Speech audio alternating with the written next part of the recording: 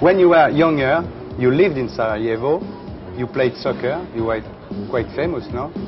Not but very famous, but I played like, you know, everybody in my country, if it wants to be recognizable from the girls and from everybody must play soccer or something like that, because it's, and I was trying to do that.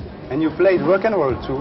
I'm just always playing with my friends with a, you have a very famous group called No Smoking. No Smoking, yeah. But it's not healthy. It's and you play like Clash? Bass, kind of music. Yeah. Post-punk. And you still go on playing with this group? Yeah, sometimes. Because now I live in the States, so it's not possible all the time. So, when you were young, you were very close to the Roms. You've been living very close to them, no? Yeah, I grew up in the district where gypsies living, Roms lived in Sarajevo, and so my first impressions of the life are very mixed with the gypsies experience. Yeah. It's very curious because it's people coming from India, and they've been surviving 1,000 years in another country, in different countries, and that means they are very strong, and that explains maybe too the importance of their culture and their dreams too, no? Yeah, what I was trying to, not to explain, but to find during the shooting, just how all this civilization is surviving a time which is completely against them.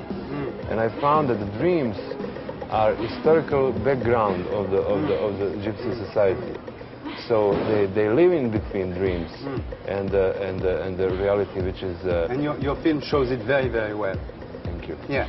They are tough people, because you say when there are two Roms in a street, a mother and a father, it's a story, and a kid falls in mud, they say, do we clean him or make another one? That's true? Yeah. It's a joke, but...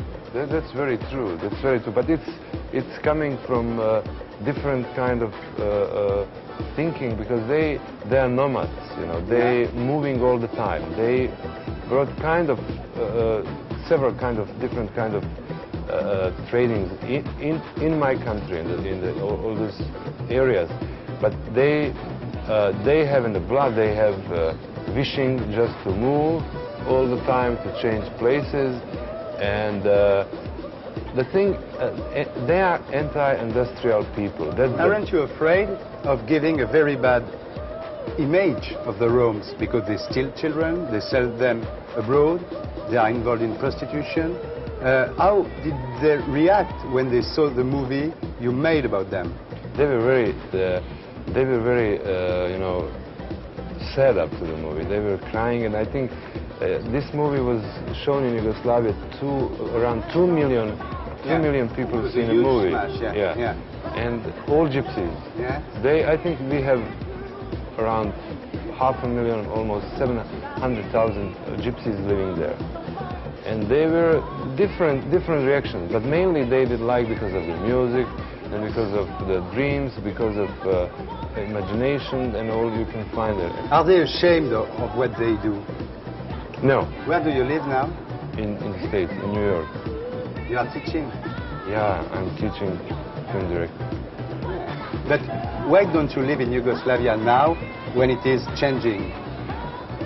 It's the same reasons why gypsies are moving from the place to the place. I found a little bit boring to continue my living in this years in Sarajevo, because I think I made films about Sarajevo and my environment, and now what I have to do and what I'm trying to do is to find a place where I can find a new drama. For example, I found when I came to New York, immediately I found that what I have to do in New York, in the Brighton Beach, is Crime and Punishment by Dostoevsky, but today, on Manhattan, because I think it's the only place in the world you can play Crime and Punishment as a part of contemporary life. You want it to be played by Slavic people? Yeah, there is a big number of Russian population living in South Brooklyn, Coney Island, and I would like to take a criminal level of the story and put